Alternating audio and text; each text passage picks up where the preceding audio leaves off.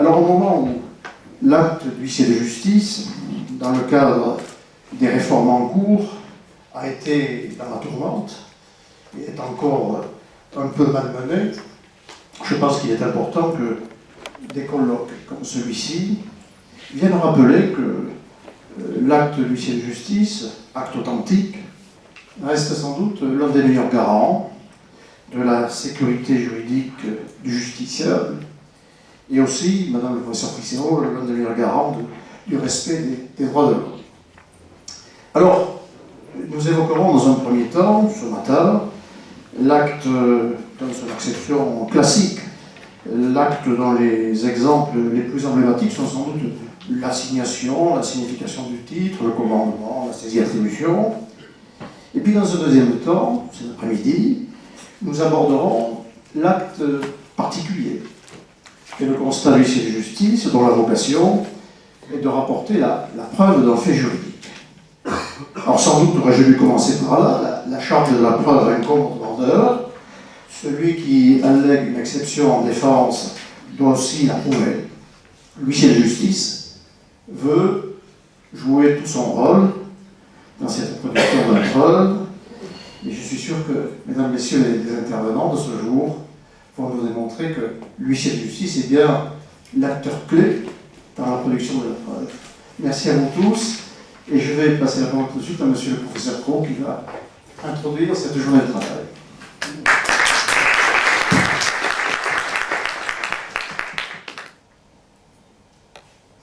Il me reste maintenant, en quelque sorte, à procéder à mon office, à introduire cette journée. Je vais essayer de le faire sous une forme légèrement différente de celle pratiquée par les universitaires et sous une forme peut-être un peu plus coutumière pour les huissiers. Procédons donc ainsi. Ce 11 mars 2015, à 9h25, à l'aimable demande de M. Claude Brenner, éminent professeur de l'université Panthéon-Assas, né à une date que mon amitié pour lui m'empêche de rendre public, et demeurant pour l'occasion et pour l'instant, 92 rue d'Assas, à Paris 6e. Je, Pierre Croc, modeste tâcheron juridique, également titulaire d'un office d'enseignement en la dite université, me suis transporté à Paris, 92 rue d'Assas, où M. Claude Brenner m'a exposé. L'École nationale de procédure nous honore une nouvelle fois de sa venue en tenant en ces lieux un colloque consacré à l'huissier de justice, acteur clé d'une preuve sécurisée. Je vous requiers donc, amicalement mais fermement, d'introduire le dit colloque en constatant le bien fondé de cette démarche. Déférant à cette réquisition, je constate ce qui suit. Une édition du journal officiel, disponible en ces lieux, montre qu'une loi en date du 22 décembre 2010 a renforcé la valeur probante des constats pratiqués par les huissiers de justice. Et c'est qu'en effet, ainsi qu'il a été montré lors d'un récent colloque qui s'est tenu à quelques pas d'ici, au centre Panthéon, l'un des éléments composant le service public du droit assuré par les professions réglementées tient à ce qu'elles confèrent une force particulière, une foi publique aux actes qu'elles accomplissent.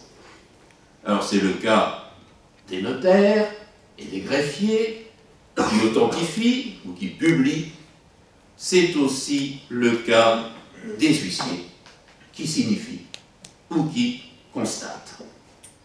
Le constat d'huissier a toujours valu plus qu'un simple renseignement en raison de la qualité particulière du constatant. L'huissier de justice doit être le gardien impartial de la loyauté des preuves et du respect de la vie privée. Chose qui n'est pas toujours aisée lorsqu'il s'agit par exemple de constater la régularité d'une vidéosurveillance ou le contenu plus ou moins salace de courriers, échanges ou autres gazouillis électroniques. Quelles sont les bonnes pratiques en la matière? Qu'en est-il? Qu'en est-il au sein de notre société actuelle, dans laquelle l'immatériel a acquis une importance considérable, bien plus forte que celle du matériel, que celle des objets corporels? Quel est l'effet de cette dématérialisation, aussi bien sur les constats que sur les modes de signification des actes? Ces questions, elles seront notamment traitées ce matin par Maître Choquet et par la délégation à la stratégie numérique de la Chambre nationale. Eh bien, je dois à présent clore mes opérations et cette introduction avant, non pas de me retirer, mais de retrouver un rôle de simple spectateur intéressé par ce colloque. En foi de quoi j'ai rédigé le présent texte, sur 3 pages, dont l'original sera bien sûr conservé au rang des minutes de l'université, l'expédition venant d'être remise oralement au requérant, le tout pour servir et valoir ce que de droit, et surtout introduire des propos nécessairement plus pertinents que les miens, le constatant ne pouvant pas être un expert, comme chacun sait. Je laisse donc à présent la parole aux experts et vous remercie de votre attention. Le nœud du problème, c'est sans doute la force probante de nos actes, de nos constatations. Cette force probante a des aspects parfois ambigus. Et je dois dire peut-être que les confrères ne s'y retrouvent pas toujours pour déterminer ce qui est probant dans nos actes et ce qui l'est moins. Et jusqu'où va cette force probante. Alors je vous laisse la parole pour vous expliciter tout cela. La force probante d'un acte, c'est sa force de persuasion. Autrement dit, la force probante questionne l'aptitude de l'acte à emporter la conviction du juge une fois l'instance introduite. Le champ circonscrit de la force probante renforcée des actes de l'huissier met en lumière l'intensité de cette même force probante. À l'examen, le champ de la force probante renforcée des actes de l'huissier s'avère circonscrit. Le droit positif ne réserve véritablement un sort enviable sur le terrain probatoire à l'acte de l'huissier que dans un domaine bien arrêté. Or, la bonne appréhension de ce domaine suppose, me semble-t-il, de s'intéresser tant aux conditions d'accès de l'acte de l'huissier à une force probante renforcée qu'aux mentions de l'acte couvertes par celle-ci. Les conditions d'accès des actes de l'huissier à une force probante renforcée renvoient en réalité aux exigences qui permettent d'attribuer à un titre un caractère authentique. En la matière, il faut se référer à l'article 1317 du Code civil. Que nous dit-il? L'acte authentique est celui qui a été reçu par officier public ayant le droit d'instrumenter dans le lieu où l'acte a été rédigé et avec les solennités requises. Dans ces conditions, le bénéfice d'une force probante renforcée dont jouissent certains actes dressés par l'huissier tient au statut particulier reconnu par notre droit à son auteur.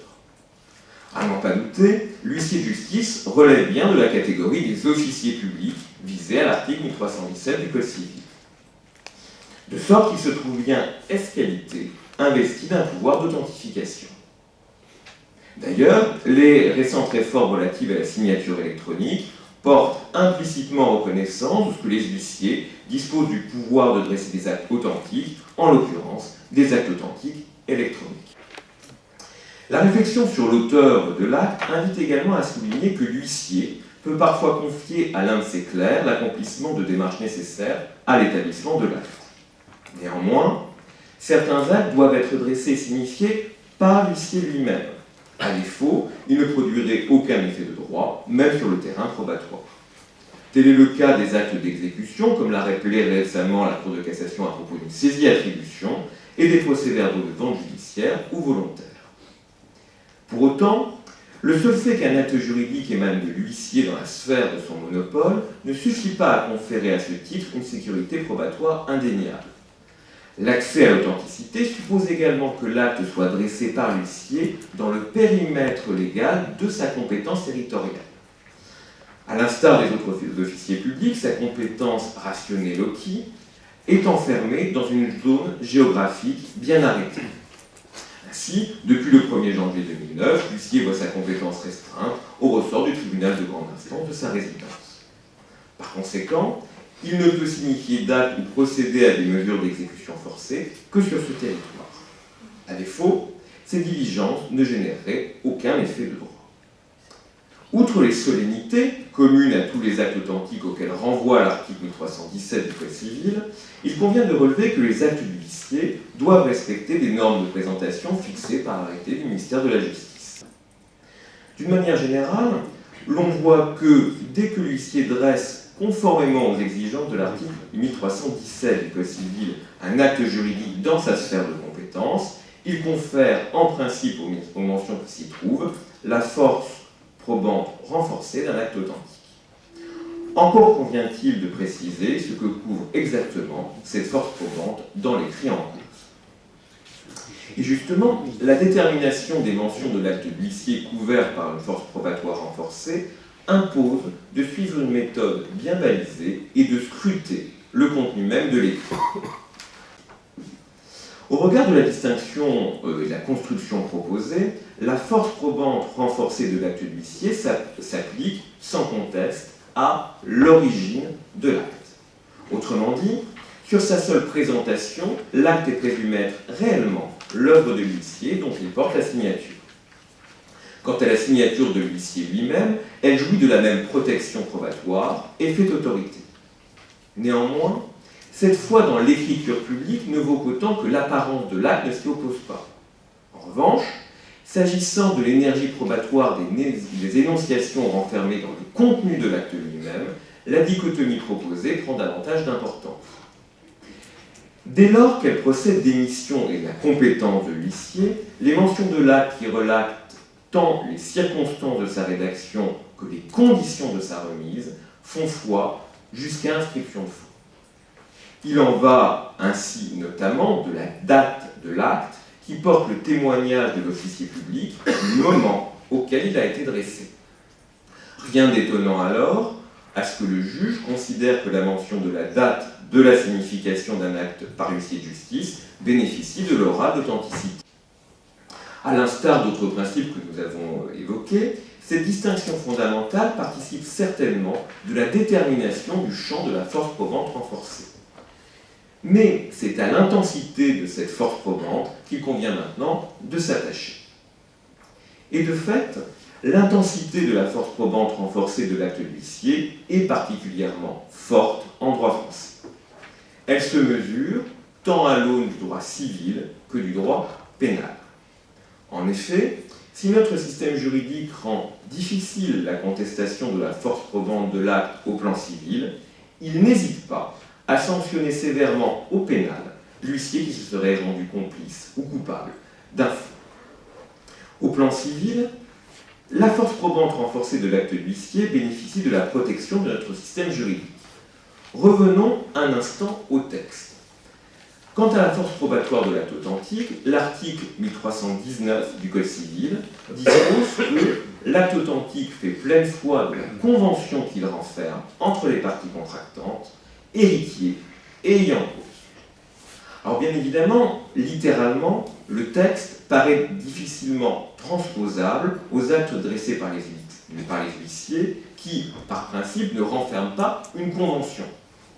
En outre, le texte semble cantonner les effets de l'authenticité aux seules parties et omet d'envisager les tiers à l'acte.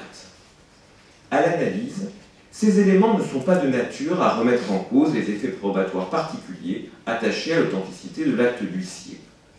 Et de fait, À condition de respecter les prescriptions que nous avons déjà évoquées, l'acte fait foi de ce que l'huissier a personnellement accompli ou constaté entre les intéressés comme à l'égard des tiers.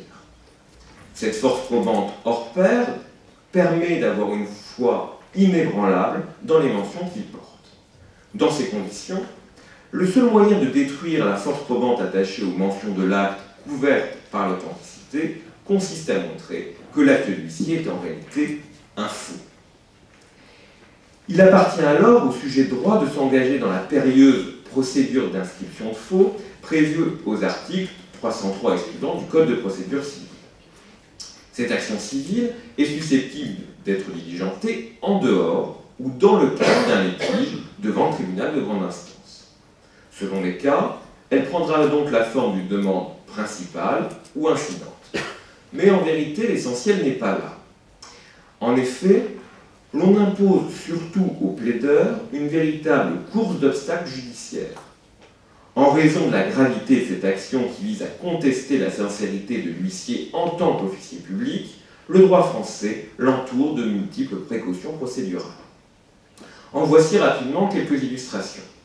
Le Code de procédure civile exige de l'avocat un pouvoir spécial donné par le demandeur. Ce pouvoir doit même être annexé à l'acte d'inscription de faux à peine d'irrecevabilité, et elle ne saurait être couverte par la production ultérieure d'un mandat. En outre, l'instance doit nécessairement s'ouvrir par un acte d'inscription de faux solidement étayé. Concrètement, il appartient déjà à ce stade au demandeur d'exposer les éléments de fait de nature à établir l'existence du faux qu'il invoque. À défaut, la demande sera irrecevable. Mais à n'en pas douter, c'est surtout l'échec de l'action qui révèle en creux l'ampleur de la gravité de l'accusation portée à l'encontre de l'huissier. Ainsi, le demandeur qui succombe se trouvera nécessairement condamné au paiement d'une amende civile d'un montant maximum de 3 000 €. Il s'agit bien là d'une obligation pour le juge qui rejette l'inscription de faux et non d'une simple faculté. À cela s'ajoute le fait que le demandeur peut également être condamné au paiement de dommages et intérêts. À l'analyse, l'ensemble de ces règles vise à dissuader la remise en cause intempestive de la véracité des actes authentiques en général et de ceux dressés par l'huissier en particulier. Le système mis en place évite ainsi que soit sapée la confiance attachée à de tels actes, et ce au détriment de la sécurité juridique. Si d'aventure le tribunal fait droit à la demande et juge que l'acte de l'huissier est un faux, celui-ci perd alors toute valeur probante. La sanction qui touche l'acte apparaît particulièrement énergique, puisqu'elle s'applique à l'ensemble de ces énonciations, même si le faux ne concerne qu'une partie de celle-ci. Ceci dit, le droit n'entend pas uniquement éradiquer les effets, dans ce cas, de l'acte irrégulier. Il entend aussi punir celui de qui il émane. Notre système juridique prévoit une sanction sévère à l'encontre de l'huissier coupable d'un faux. Et de fait, l'existence d'une procédure spécifique au civil n'est pas la seule originalité en cas de faux affectant un acte authentique. Cette situation présente en outre la particularité de faire l'objet d'une incrimination pénale idoine, le faux en écriture publique.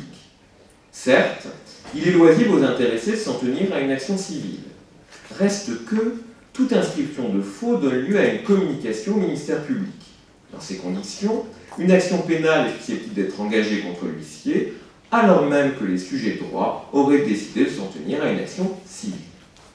S'agissant de l'infraction, le crime de faux en écriture publique est puni de 10 ans d'emprisonnement et de 150 000 € d'amende, mais lorsque le faux est l'œuvre de l'officier public lui-même, la peine est portée à 15 ans de prison et 225 000 € d'amende. Au demeurant, la localisation de cette infraction dans le code pénal montre la place particulière qu'occupent les actes authentiques et tout particulièrement l'acte d'huissier dans notre système juridique. En effet, il faut bien voir que l'infraction se trouve située au sein des atteintes à la confiance publique. Elle côtoie aussi d'autres infractions telles que la fausse monnaie, la falsification des titres ou valeurs fiduciaires émises par l'autorité publique, la falsification des marques de l'autorité ou encore la violation des dispositions réglementant les professions exerçant dans les lieux publics. Autrement dit, il me semble que c'est cela que l'on peut retenir, le législateur appréhende le faux comme une atteinte à la confiance publique et non comme une infraction contre les particuliers, alors même que ces derniers apparaissent pourtant comme les premières victimes de l'infraction. Avec d'autres, cette spécificité du régime de l'acte d'huissier met en exergue, s'il était encore besoin, toute l'importance que le droit français attache à la foi publique. Il témoigne ici de la confiance qu'il accorde aux officiers publics et tout particulièrement aux huissiers. Il me semble que l'on ne peut que s'en féliciter. Je vous remercie.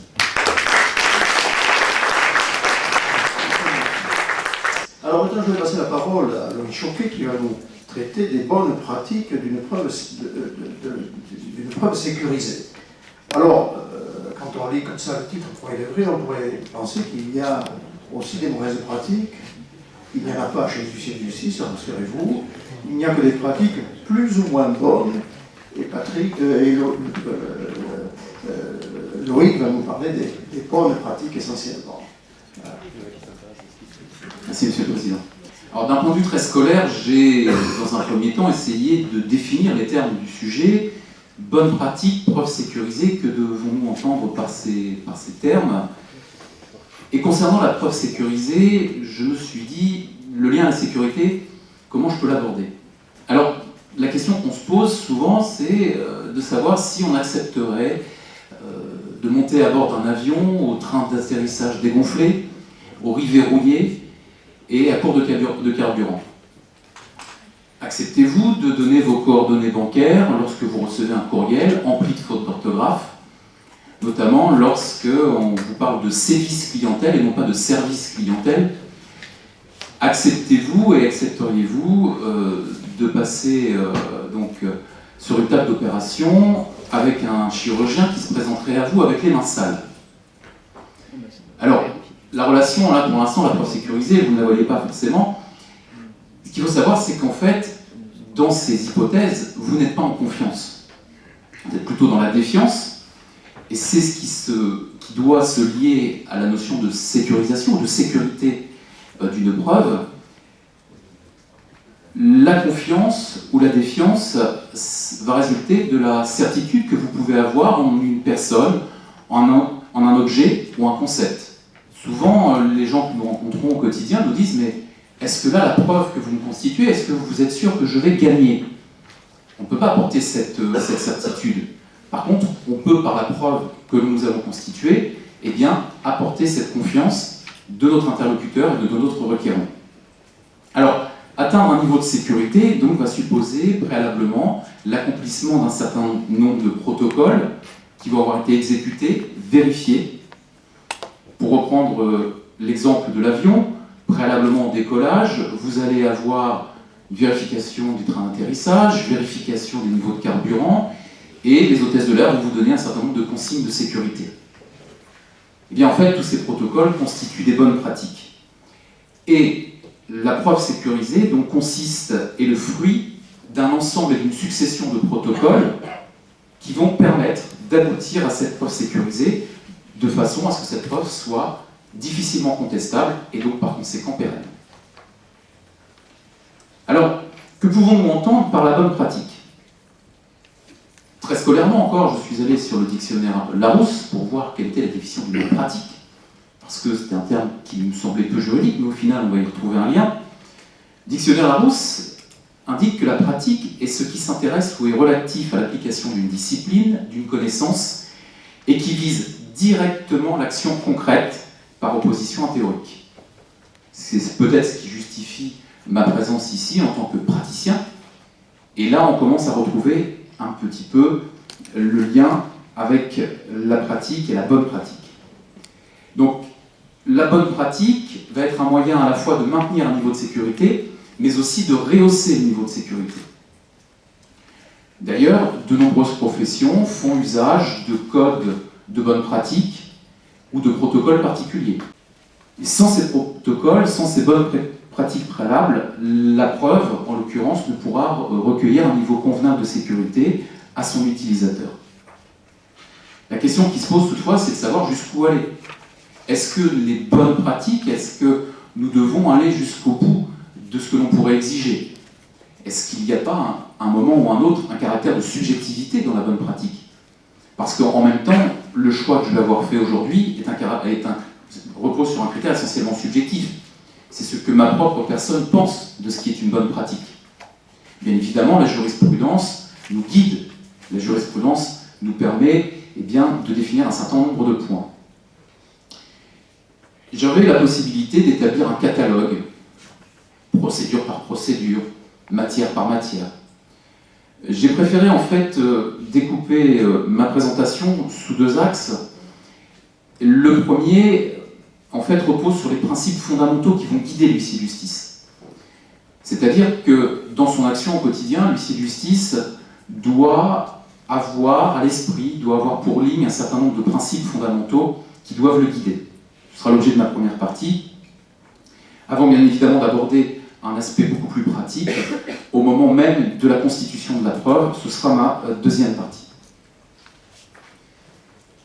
Alors, il faut savoir que les procédures civiles d'exécution, dans l'ensemble, connaissent peu de principes fondamentaux. On a le principe de proportionnalité, on a le principe de subsidiarité, mais il n'y a pas réellement de nombreux principes fondamentaux en procédure civile d'exécution. Et l'approche que nous avons ici est d'un sens beaucoup plus large. On a beaucoup évoqué ce matin le constat, mais on va avoir une approche beaucoup plus large sur l'activité de l'huissier de justice.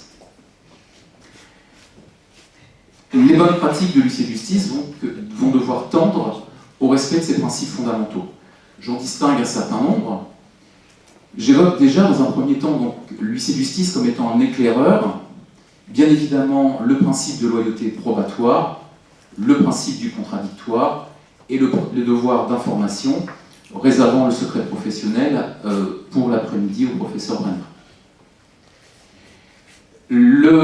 Concernant l'aspect éclaireur de l'huissier de justice, alors dans les définitions militaires, l'éclaireur est celui qui montre la voie à la troupe. C'est lui qui montre le chemin. Eh bien, dans l'action quotidienne, l'huissier de justice accomplit ce rôle, celui qui montre le chemin. Il montre le chemin au destinataire de l'acte lorsqu'il lui signifie une voie, un chemin de recours. Ce que l'huissier de justice porte dans le document, la définition de la voie de recours, doit être pour le justiciable quelque chose de suffisamment précis et intelligible pour qu'il puisse voir, on l'éclaire sur la bonne voie. N'allez pas vers la cassation, monsieur, allez vers l'appel. Le chemin est ici, il n'est pas là. Et c'est ça le rôle de l'huissier de justice en tant qu'éclaireur. Mais l'huissier de justice a aussi également un rôle d'éclaireur à l'égard du magistrat, pour éclairer sa conviction. Lorsque l'huissier de justice réalise un constat, il apporte la lumière sur un certain nombre de faits, et bien évidemment, il éclaire la conviction du juge. Donc ce premier principe, il faut que l'huissier de justice ait en conscience qu'il est un éclaireur. Ensuite, bien évidemment, l'huissier de justice, et le professeur Anceau l'a bien rappelé, doit aussi avoir un comportement irréprochable et doit respecter le principe de loyauté probatoire. Pour Henri Montulski, la déloyauté peut suffire à faire échouer une action quand bien même elle n'atteindrait pas l'intensité d'une véritable fraude. C'est-à-dire que l'huissier de justice doit toujours avoir en conscience que son action doit toujours être exempte de cette déloyauté. Alors c'est un principe qui a été consacré par la Cour de cassation dans un arrêt d'assemblée plénière du 7 janvier 2011. Et c'est un principe que l'on a souvent retrouvé en matière de constat en droit du travail. À deux reprises, notamment, nous avons été amenés à voir des constats écartés en raison d'une déloyauté qui entachait les constatations, soit parce que l'huissier de justice avait employé un stratagème. En l'espèce, il s'agissait de constater le détournement d'une caisse par une salariée à qui on avait mis le matin une certaine somme d'argent avant son arrivée et on avait comptabilisé le soir à l'issue de sa journée de travail, et on avait déduit qu'elle avait détourné de l'argent. Le principe ici était un stratagème qui avait été écarté, n'avait pu être retenu comme étant une véritable preuve. Alors, cette loyauté probatoire va devoir nécessairement avoir pour objectif de faciliter un autre principe, qui est le principe du contradictoire. C'est-à-dire que être loyal, c'est aussi permettre, par exemple en expliquant à la personne que nous avons en face de nous, que nous sommes huissiers, eh bien, de pouvoir faire valoir son droit au principe du contradictoire et d'ores et déjà d'émettre des réserves sur les constatations en cours. Alors, concernant le principe du contradictoire, vous le savez, c'est un véritable socle de la procédure. Il est repris comme principe directeur du procès civil à l'article 14 du Code de procédure civile, et bien évidemment repris dans la Convention de sauvegarde des droits de l'homme et des libertés fondamentales, dans son article 6, paragraphe 3. Et le principe du contradictoire, étrangement, le lien avec l'huissier de justice est assez particulier. La pratique de l'huissier de justice est un moyen du principe du contradictoire, et le principe du contradictoire est une finalité de l'action de l'huissier de justice. En tant que moyen, l'action de l'huissier de justice, la signification par exemple, est un moyen de faciliter ce principe du contradictoire. On le rappelait ce matin, la supériorité de la signification, malgré la dématérialisation, demeure. Supériorité de la signification, tout simplement parce que l'accomplissement d'un certain nombre de formalités annexes qui rendent l'acte de signification supérieur à la notification, eh bien, vient renforcer ce principe du contradictoire. Pourquoi devons-nous laisser un avis de passage? Pourquoi devons-nous envoyer une lettre simple? Pourquoi devons-nous accomplir un certain nombre de recherches que n'accomplit pas le facteur lorsqu'il délivre une lettre recommandée? Tout simplement parce que l'idée, c'est pas simplement de faire du formalisme pour faire du formalisme. L'idée, c'est qu'on sécurise la preuve en apportant au juge la certitude que nous avons tout fait pour informer la partie adverse de la voie de recours dont elle dispose, ou tout simplement, eh bien, pour l'informer de ce qui lui est reproché. Le formalisme sert à ça. Et en ça, la pratique de l'huissier de justice est un moyen du contradictoire. De la même façon, le principe du contradictoire est une finalité de l'activité de la pratique de l'huissier de justice, dans la mesure où le principe du contradictoire doit apparaître à nouveau aussi comme un guide. Je reprends l'exemple notamment des constatations faites en matière de droit du travail. Depuis la succession des arrêts dans une jurisprudence qui se succède suite à l'arrêt dit Nikon, eh bien, on a abouti, bien que le constat ne demeure pas soumis au principe du contradictoire, on a quelquefois des arrêts qui imposent cette recherche du contradictoire.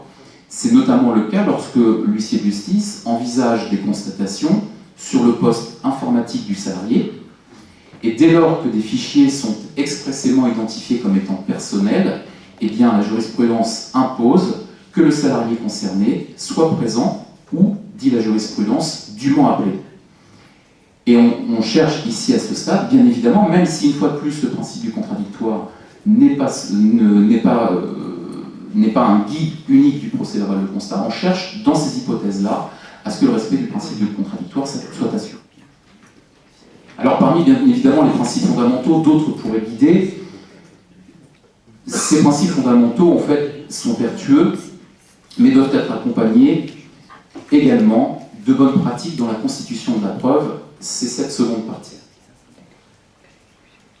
Alors, le respect des textes, bien évidemment, apparaît comme étant une bonne pratique, et je n'ai pas l'intention de faire un catalogue de bonnes pratiques.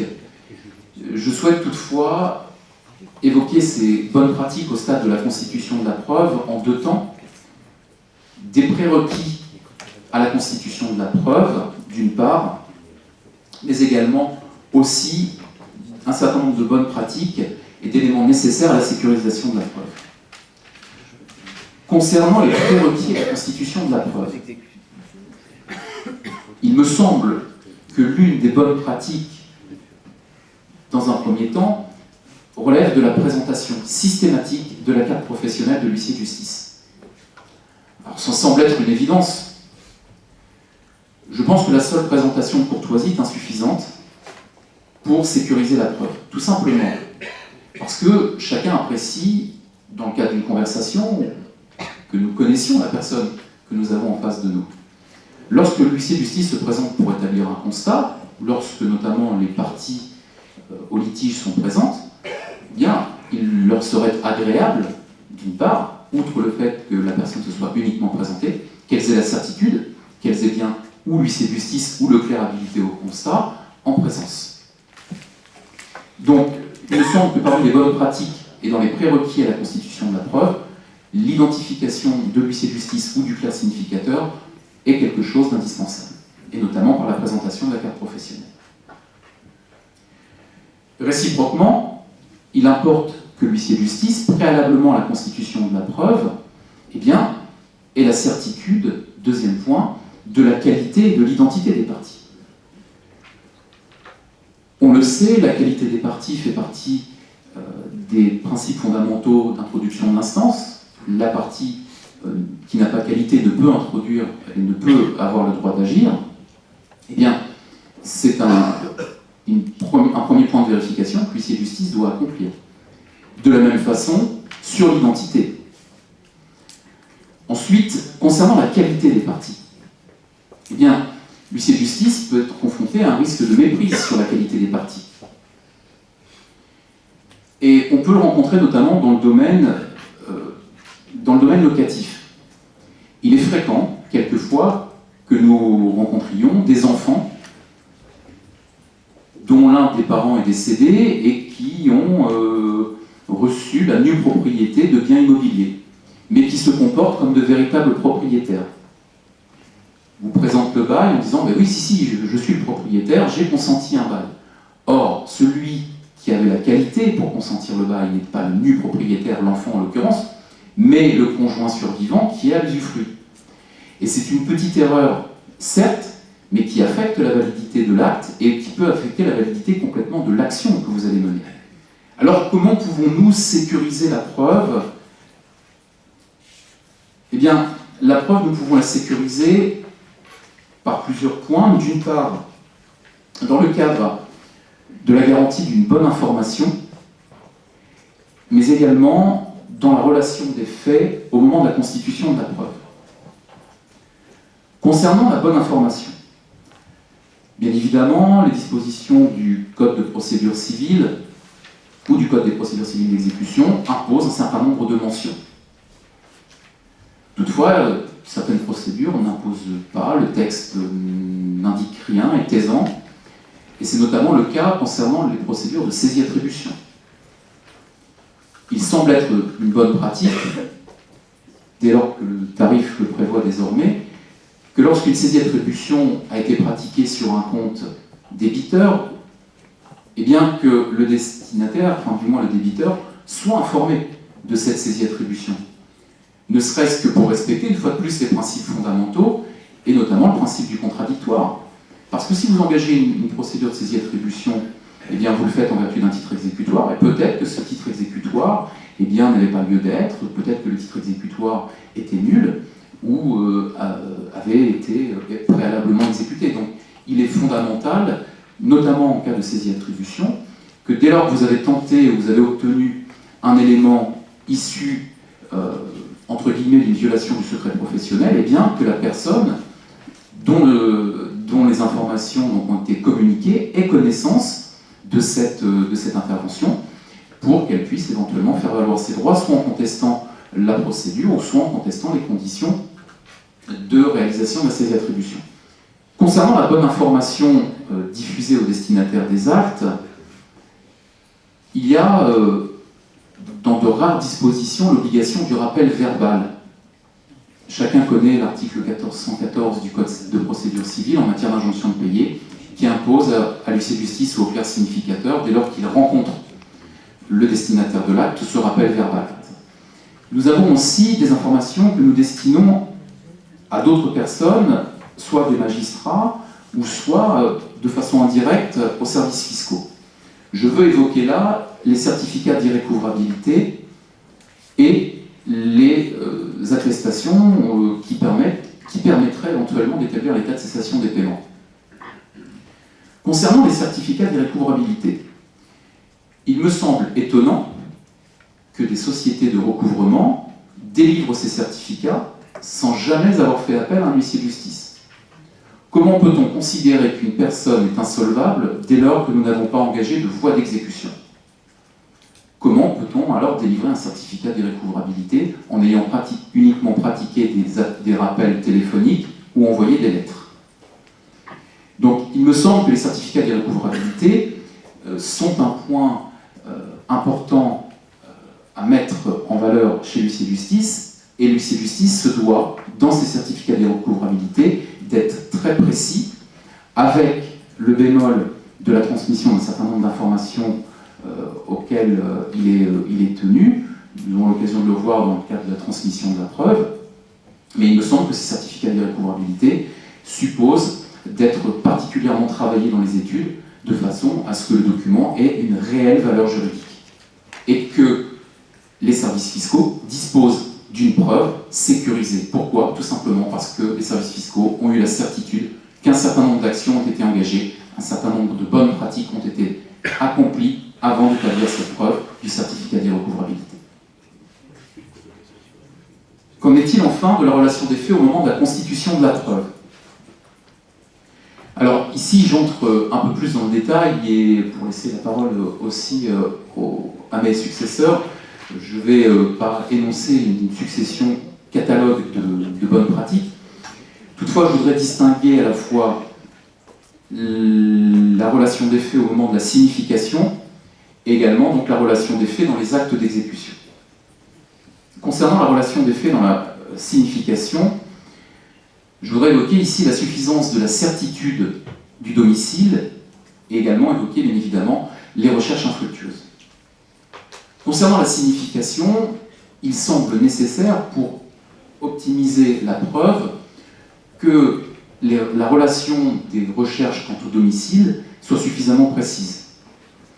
Et il me semble que le seul nom sur la boîte aux lettres qui n'est pas corroboré par des informations qui sont en complément, soit par des relations de voisinage, ou soit par des services particuliers qui vont pouvoir nous renseigner, est insuffisante.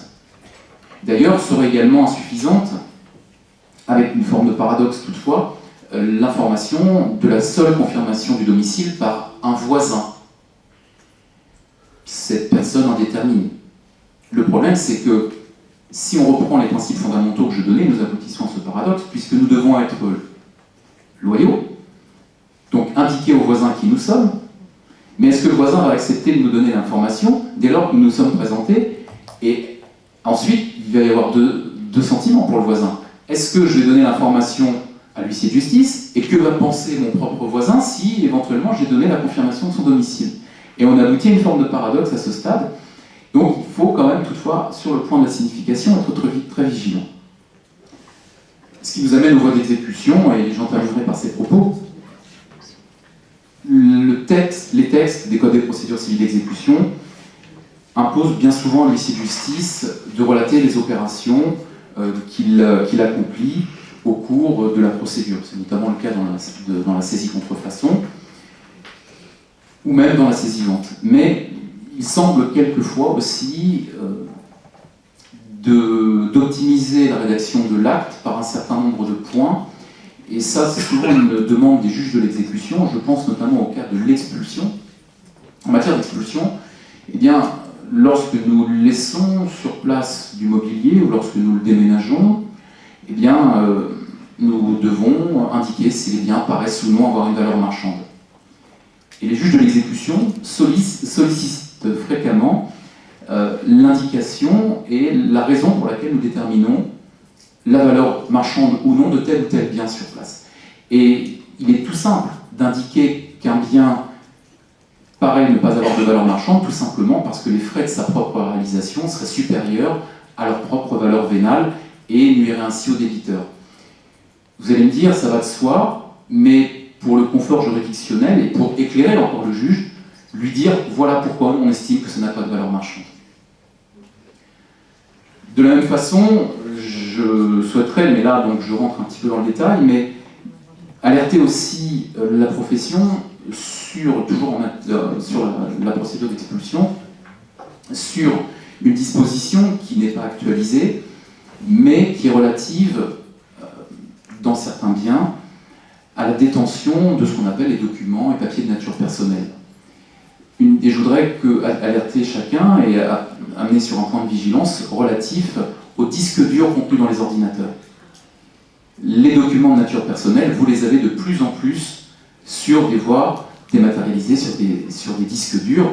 Et attention, ne considérez pas un ordinateur comme étant un simple bien meuble, mais un bien meuble qui contient des documents et des papiers de nature personnelle. Certes dématérialisés, mais des documents et de nature personnelle. Donc, ayez une vigilance particulière sur ce type de procédure. Je vous remercie.